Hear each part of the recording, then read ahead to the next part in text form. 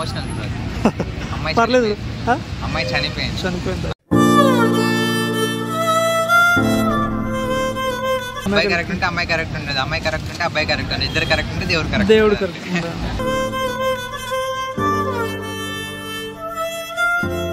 అసలు మ్యారేజ్ చేసుకోకుండా ఉండడం బెస్ట్. ఎందుకు బ్రదర్? ఎందుకంటే ఇప్పుడు లవ్ మ్యారేజ్ అంటే లవ్ మ్యారేజ్ వచ్చినాక మనము నార్మల్గా మ్యారేజ్ చేసుకున్నాక లవ్ అనేది నార్మల్గా ఉంటుంది. ఇంకా నార్మల్గా ఉంటూ లాస్ట్లో ఆమెకి ఎవరో ఒకరు దొరకడానికి ఛాన్సెస్ ఉన్నాయి. మనం కొంచెం లవ్ తక్కువ ఉన్నా ఆమె ఎవరో ఒకరిని చూసుకోడానికి ఛాన్సెస్ ఉన్నాయి. అప్పుడు వాళ్ళిద్దరు కలిసి మన నేషన్కి ఛాన్సెస్ ఉన్నాయి. ఇప్పుడు నార్మల్గా ఇప్పుడు అరేంజ్ మ్యారేజ్ అన్నారు అనుకో, ఆమెకి ముందు నుంచి ఎవరో ఒక లవ్ అఫేర్ ఉంటుంది. వాళ్ళ ఇంట్లో వాళ్ళ ఫోర్స్ వల్ల మనం చేసుకుంటుంది. దాని తర్వాత మనతో పడలేక వాళ్ళిద్దరు కలిసి మననే చేస్తారు. ఇక్కడ మొత్తం లాస్ అయ్యేది మనమే. అలా అంటే మరి పెళ్ళి ఎలా జరగాలి, సృష్టి ఎలా జరగాలి, దానికి ఏం చెప్తారు మరి? ఇప్పుడు 2 పెళ్ళిళ్ళు కాదంటే అబ్బాయిల పరిస్థితి ఏంటి? అబ్బాయిల పరిస్థితి, సమాజం పరిస్థితి ఏంటి? లవర్ ఉన్న వాళ్ళైతే ఓకే, పర్లేదు. లవర్ ఉన్న వాళ్ళు చాలా ఇయర్స్ నుంచి లవ్ చేసుకునే వాళ్ళైతే ఓకే. డైరెక్ట్ చూడంగానే లవ్ అనుకుంటా వచ్చేసి చేసిన వాళ్ళైతే ఇంకా చెప్పలేము. కొన్ని సిచ్యువేషన్స్ ఓకే, కొన్ని సిచ్యువేషన్ నాట్ ఓకే. ఇంకా మీరు జనరేషన్స్ అది అంటున్నారు కాబట్టి కొంతమంది ఉంటారు, లేదంటే అడాప్ట్ చేసుకోవచ్చు. చాలామంది ఆర్ఫన్స్ ఉన్నారు, వాళ్ళని అడాప్ట్ చేసుకోవచ్చు. పైసలు ఉంటే అడాప్ట్ చేసుకోండి, లేదంటే తిరగండి, ఇష్టం వచ్చినట్టు తిరగండి. అంటే ఎలా కోసం? పిల్లల కోసం అయితే అడాప్ట్ చేసుకోండి. నార్మల్గా మీరు నార్మల్గా అది కావాలి అంటే ఇంకా చాలా ప్లేసెస్ ఉన్నాయి, అవి చాలా ప్రాస్టిట్యూషన్ ప్లేసెస్ ఉన్నాయి, అక్కడికి వెళ్ళండి అయిపోతుంది. జస్ట్ దానికోసం అయితే మీరు వెళ్ళాలి, అక్కడికి వెళ్ళిపోవాలి. దానికోసమే పెళ్ళి అంటే కరెక్ట్ కాదు. పెళ్లి మాత్రం వద్దంటారా? పెళ్లి మాత్రం వద్దు, పెళ్లి వద్దు. ప్లస్ మీరు కొన్ని ఇయర్స్ ఆఫ్ లవ్ ఉంటే పర్లేదు అన్నారు కదా, అయితే సిన్సియర్ లవ్ అనేది ఉందంటారు? అయితే ఈ జనరేషన్లో సిన్సియర్ లవ్ అంటే ఉంది. ఎందుకంటే నియర్లీ నేను చూస్తున్నా, మా ఫ్రెండ్స్ని చూస్తున్నా, మా బ్రదర్స్ వాళ్ళు ఎవరైనా లవ్ చేసుకొని మ్యారేజ్ చేసుకున్నారని చూస్తున్నా. సిన్సియర్ లవ్ అయితే ఉంది. నియర్లీ 7 years 8 years వాళ్ళంతా లవ్ చేసుకున్న వాళ్ళు కూడా ఉన్నారు. కానీ డౌట్ ఏంటంటే మధ్యలో థర్డ్ పర్సన్ రాకుండా ఉంటే సెట్.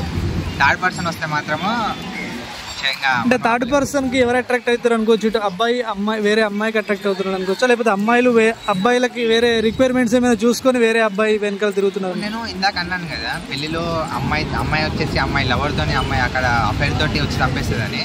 అమ్మాయిది ఒకటి తప్పు కాదు, అబ్బాయిది కూడా తప్పే. అక్కడ ఈ అమ్మాయి ఎంత ఉంటుంది, అబ్బాయి కూడా అంతే ఉంటుంది. అటు అబ్బాయి అయినా ఇటు అమ్మాయి అయినా కొంచెం మంచిగా సిన్సియర్ ఉంటేనే అక్కడ మనకి బాండింగ్ అనేది స్ట్రాంగ్ ఉంటుంది. ఇప్పుడు ఎందుకు మన పేరెంట్స్ ఉన్నారు, వాళ్ళ బాండింగ్ ఎంత బాగుంది అప్పటి జనరేషన్. ఇప్పుడు జనరేషన్ అసలు బాగాలేం లేదు.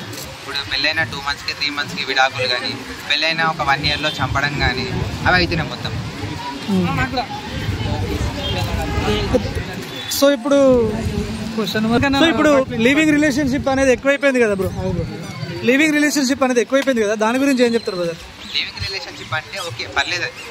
ఎందుకంటే వాళ్ళు పెళ్లి చేసుకోకుండా నార్మల్గా పెళ్ళి అనే పేరు వాడకుండా ఉన్నారు. లివింగ్ రిలేషన్షిప్ ఇప్పుడు నార్మల్గా మనకి హైదరాబాద్లో అంటే మన ఇప్పుడు ఇండియన్ కల్చర్ అది కాదు కదా, అది అంటే వేరే కల్చర్ కాదు. ఇండియన్ కల్చర్ ఇప్పుడు మన ఇండియాలో ఇండియన్ కల్చర్ అనేది పని చేస్తలేదు, ఇప్పుడు అంత వర్కౌట్ అవుతలేదు. అప్పుడు మనం వేరే కల్చర్ని ఫాలో అవ్వాల్సిందే కదా. పెళ్లి చేసుకొని కష్టాలు పడడం కన్నా లివింగ్ రిలేషన్షిప్లో ఉండేసి ఉన్నంత వరకు హ్యాపీగా ఉండేసి వెళ్ళిపోవడం బెస్ట్ కదా. అంటే ఇప్పుడు లివింగ్ రిలేషన్ వల్ల ఉండే బెనిఫిట్ ఏంటంటారు మీరు? బెనిఫిట్ అంటే ఉన్న రోజులు హ్యాపీగా ఉంటే పర్వాలేదు, తర్వాత రిలేషన్షిప్ తర్వాత విడిపోయినా పర్వాలేదు అంటున్నారా? అంటే వాళ్ళ లివింగ్ రిలేషన్షిప్ వాళ్ళ దాంట్లో ఎట్లుంటుంది అంటే వాళ్ళ మైండ్ సెట్ ఎట్లుంటుంది అంటే ఒక అగ్రిమెంట్ టైప్ ఉంటుంది. అగ్రిమెంట్ టైప్ ఉన్న రోజులు బాగుందాం అనిపిస్తుంది, దాని తర్వాత వెళ్ళిపోతుంది. లేకుంటే ఆ రిలేషన్షిప్లో కూడా ఎట్లుంటుందంటే నార్మల్గా వాళ్ళిద్దరు కొన్ని ఇయర్స్ కలిసి ఉంటారు కదా, అసలు విడిపోని నువ్వు లేకుండా నేను లేనని చెప్పేసి ఉంటారు. వాళ్ళు బెస్ట్, వాళ్ళు కలిసి ఉండొచ్చు, పెళ్లి చేసుకోవచ్చు. వాళ్ళు నార్మల్గా వీళ్ళిద్దరి మధ్య గొడవలు కామనే. గొడవలు అవుతూ వేరే వాళ్ళతో క్లోజ్ ఉంటూ, ఈ అబ్బాయి కానీ క్లోజ్ ఉంటూ అమ్మాయి కానీ క్లోజ్ ఉంటూ అట్లా ఉండి రిలేషన్షిప్లో ఉంటే మాత్రం కష్టం, వాళ్ళు విడిపోవాల్సిందే. అది ఓకే అంటే లివింగ్ రిలేషన్షిప్ అయితే పర్వాలేదు. అండర్స్టాండింగ్ పర్పస్ ఉంటుంది, ఒకరినొకరు అండర్స్టాండ్ చేసుకొని ఉండడానికి యూజ్ అవుతుంది. యూత్గా చెప్పాలంటే ఒక్కొక్క అమ్మాయి ఇద్దరు వేసుకుంటారు, 2-3 ఉంటారు. అబ్బాయి ఏమైనా తక్కువ అంటే అబ్బాయి కూడా అంటే నార్మల్ పర్పస్ అయితే అబ్బాయిలు కొంచెం ఎక్కువనే ఉంటారు ట్రూలో. వాళ్ళు ఏంటంటే నార్మల్గా ఇంకా వాళ్ళు కూడా వేసుకుంటారు, వాళ్ళు కూడా 2-3 నేర్చుకొని తిరిగారు అన్నారు. వాళ్ళు కూడా ఒకరు తెలియకుండా ఒకరు స్టార్టింగ్ చేస్తారు, ఒకరు తెలియకుండా ఒకరు మీటింగ్ అవుతారు. అమ్మాయిలో కూడా ఇంతే ఉంటుంది రెండింటి మధ్యలో. ఇప్పుడున్న జనరేషన్లో అయితే నేను ఈ ఘోరాలు అయితే చూడలేకపోతున్నా. అంటే అంటే ఏ రీజన్స్ వల్ల వేరే అబ్బాయి వెనకాల వెళ్తారు? ఇలా అంటే మనీయా, లేకపోతే ఏం రీజన్స్ ఉంటాయి ఒక అమ్మాయి ఇంకో అబ్బాయిని వదిలి ఇంకో అబ్బాయితో వెళ్ళడానికి? ఇప్పుడు ఫస్ట్ సపోజ్ నేనే లవ్ చేస్తున్నాను ఒక అమ్మాయిని, మేమిద్దరం లవ్లో ఉన్నప్పుడు నాకు కొంచెం బిజీ టైం వల్ల నేను ఆమె కొంచెం టైం ఇవ్వలేకపోతాను. ఆ టైం మధ్యలో ఒకడు బెస్ట్ అనుకుంటే ఫ్రెండ్ అనుకుంటే ఒక నూపుతాడు మధ్యలో. ఒక రాగానే ఇంకా వాడు చేసే కేర్నెస్ స్టార్టింగ్లో ఎవరైనా కొంచెం హైగా చేస్తారు కేర్నెస్, తిన్నవాటి ఎందుకు తినలే, వచ్చి ఆర్డర్ పెట్టాను అది అనుకుంటే ఏదో ఒకటి అంటారు.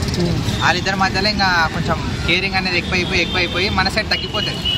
అక్కడ మనం ఇచ్చే టైం వాళ్ళు తగ్గడం వల్ల ఇంకా రిలేషన్షిప్స్కి ప్రాబ్లం అవుతుంది. కొంతమంది ఉంటారు ట్రూగా ఉంటారు అమ్మాయిలు, వాళ్ళు ఏంటంటే నార్మల్గా మనం టైం ఇవ్వకుండా మనం అర్థం చేసుకొని మనతోనే ఉంటారు. వాళ్ళు వేరే వాళ్ళు వచ్చి మాట్లాడినా మనకి చెప్తారు, ఇట్లా మాట్లాడేది ఇట్లా అన్నాడు అట్లా అన్నాడు అని చెప్తారు. లేదంటే మనం ఏం చెప్తారు, బ్లాక్ చేయమంటే బ్లాక్ చేస్తారు, లేదంటే లేదు. వాళ్ళు ట్రూగా ఉంటారు. వాళ్ళు మనం బ్లాక్ చేయమన్నా ఇది జస్ట్ ఫ్రెండ్ బెస్టీ అనుకుంటుంటే ఇంక మనం ఏం చేయాలి. సో ఇప్పుడు మనం చూస్తుంటే అమ్మాయిలు కానీ అబ్బాయిలు కానీ ఊర్లో ఒకలాగా ఉంటున్నారు, హైదరాబాద్కి వచ్చిన తర్వాత ఒకలాగా ఉంటున్నారు. సో వాటి గురించి ఏం చెప్తారు?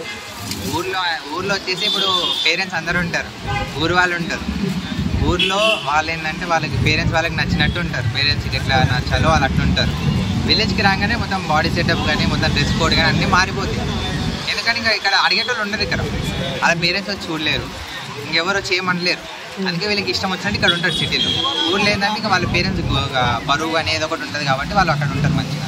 పర్లేదు ఊళ్ళో ఉంటే నార్మల్గా వేరేసుకొని ఇక్కడ వచ్చినాక వెస్టర్న్ వేర్ వేసుకున్నా పర్లేదు, కానీ అంత ఓవర్గా వెస్టర్న్ వేస్తే అసలు మాత్రం అది కాదు పని. వాళ్ళ పేరెంట్స్కి వీళ్ళు దిగిన ఫోటోస్ వాళ్ళ పేరెంట్స్ చూస్తే పర్లేదు, వాళ్ళ పేరెంట్స్ ఏమనుకుంటుంటే పర్లేదు. వీళ్ళు ఇంకా మరి ఓవర్గా చూపించుకుంటూ వెస్టర్న్ డ్రెస్ వేసేసుకుంటూ కూర్చుంటే మాత్రం ఇంకా. సో ఇప్పుడు ఈ బ్రేకప్లు అనేది ఎక్కువ ఎవరి వల్ల అవుతున్నాయి అనుకోవచ్చు బ్రదర్? బ్రేకప్స్ అనేటివి ఇద్దరి వల్ల అవుతున్నాయి, కానీ నేను ఎక్స్పీరియన్స్ చేసిన దాంట్లో అయితే గర్ల్స్ వల్ల అవుతుంది. మీకు ఎక్స్పీరియన్స్ అంటే ప్రజెంట్ లవ్లో ఉన్నారా లేకపోతే బ్రేకప్ ఏంటి చెప్పగలరా? ప్రజెంట్ సింగిల్ అంటే ఇంతకుముందు ఉందా లవ్ స్టోరీ? అంటే లవ్ స్టోరీ అంటే ఇంకా అది వేరే కదా, 4 years లవ్ స్టోరీ వేరే కదా, అది అయిపోయింది. అంటే స్కూల్ కాలేజ్ కాలేజ్ అంటే చెప్పగలుగుతారా ఎందుకు బ్రేకప్ అయింది అనేది? అలాంటిది మన మీ ఇంట్రెస్ట్ ఉంటే అంటే కొంచెం ఎమోషనల్. పర్లేదు, అమ్మాయి చనిపోయింది. Sorry bro. ఓకే. అదే అంటారు కదా, అమ్మాయి కరెక్ట్ ఉంటే అబ్బాయి కరెక్ట్ ఉంటే అమ్మాయి కరెక్ట్ ఉంటే అమ్మాయి కరెక్ట్ ఉంటుంది, అమ్మాయి కరెక్ట్ ఉంటే అబ్బాయి కరెక్ట్ ఉంటుంది, ఇద్దరు కరెక్ట్ ఉంటే దేవుడు కరెక్ట్. Okay bro. సో ఫైనల్గా అమ్మాయిలు కానీ అబ్బాయిలు కానీ విడిపోయినప్పుడు బ్రేకప్ అయిన తర్వాత కొంచెం సిన్సియర్ లవ్ చేసిన వాళ్ళు సూసైడ్ చేసుకుంటారు అమ్మ నాన్నలు కూడా పక్కన పెట్టి. సో వాళ్ళకి ఏం చెప్తారు బ్రదర్ ఫైనల్గా? ఇంకా అమ్మాయి వదిలేసిపోయిందని చెప్పేసి చిన్నప్పటి నుంచి కని పెంచి ఇప్పుడు వాళ్ళ మదరే ఉన్నారు 9 months, ఆ పెయిన్స్ మొత్తం పెయిన్స్ అనుభవించి కన్నారు. ఎందుకన్నారు ఆ పెయిన్స్ అని? ఆ పెయిన్స్ అసలు భరించలేము మనం బాయ్స్ అసలు. అది కానీ ఎందుకన్నారు? వాళ్ళని మంచిగా చూడడానికే కదా. ఇప్పుడు ఒక అమ్మాయి పిచ్చిలో పడి ఒక అబ్బాయి పిచ్చిలో పడి చనిపోవడం అంటే కరెక్ట్ కాదు. వాళ్ళ గురించి ఆలోచించాలి, పేరెంట్స్ గురించి ఆలోచించి. ఇప్పుడు పోయిన ఎట్లా పోయారు, మనం మూవ్ ఆన్ అయిపోవాలి. మనకి ఇది కాకుండా ఇంకోటి రాస్తుందేమో, మంచిది ఉందేమో, ముందర ఇంకా ఫ్యూచర్ బాగుందేమో అని చెప్పేసి వెళ్ళిపోవాలి. ఇంకా వేరే దాని గురించి ఇప్పుడు పోయిన దాని గురించి ఆలోచించుకుంటూ కూర్చొని మన ప్రెజెంట్ అనేది ఖరాబ్ అవుతుంది, ఫ్యూచర్ కూడా ఖరాబ్ అవుతుంది.